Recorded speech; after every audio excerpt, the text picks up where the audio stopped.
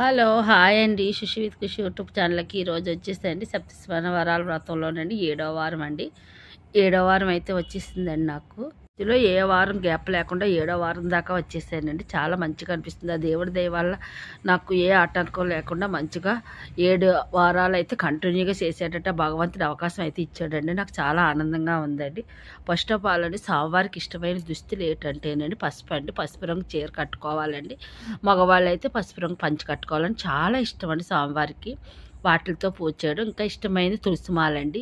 తులసిమాలనండి, ఇంకా 7 రకాల పువ్వులండి, మనకి ప్రసాదాలండి, అరటిపళ్ళు, కొబ్బరికాయ అన్నీ అయితే నేను రెడీ చేసుకున్నానండి.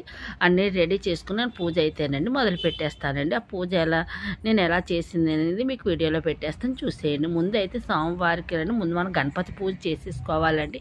దేనికైనా ముందు మనం గణపతిని పూజించాలి కదండి. మొదటి పూజ గణపతికి అయితేనండి నేను అష్టోత్తర నామాలు చదివేసుకున్నాను. స్వామివారిని అయితేనండి ఆవాహనం చేసుకుని గణపతికి అయితేనండి తాంబూలం ఇచ్చేసి మంగళహారతి ఇచ్చేసండి గణపతి పూజ అయితే అయిపోయిందండి. తర్వాత వెంకటేశ్వర స్వామి, భూదేవి, శ్రీదేవి, పద్మావతి, వెంకటేశ్వర స్వామి ఆవాహనం అంటూ అనుకునండి నేను స్వామివారికి అయితేనండి పిండి దీపాలు అయితే వెలిగించానండి.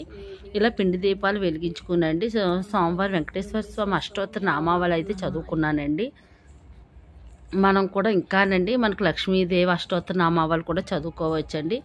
ఏమైనా సరే అమ్మవారికి కానీ మరి ఆవిడకి లక్ష్మీదేవి కదండి, లక్ష్మీదేవిని అందరినేనండి మనం అష్టోత్తర నామాలు అయితే చదువుకుని పూజ అయితే చేసుకోవచ్చండి. నేను ముందుగానైతేనండి మన గణపతికి ఏమో తాంబూలం ఇచ్చేసానండి. వెంకటేశ్వర స్వామికి కూడా తాంబూలం పెట్టేసానండి.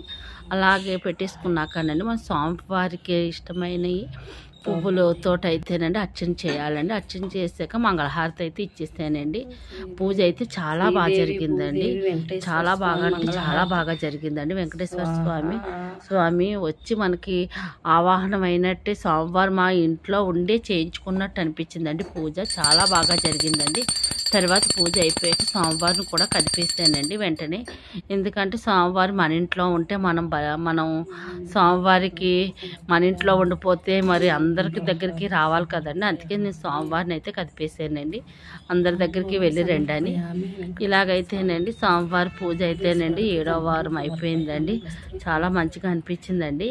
ఇంకా నాకు లాస్ట్ స్వామివారికి ఇష్టం అంటే ఏంటండి, వడ్డీ కాసుల వాడు కదండి, మనకు వడ్డీ అంటే ఇష్టం అండి.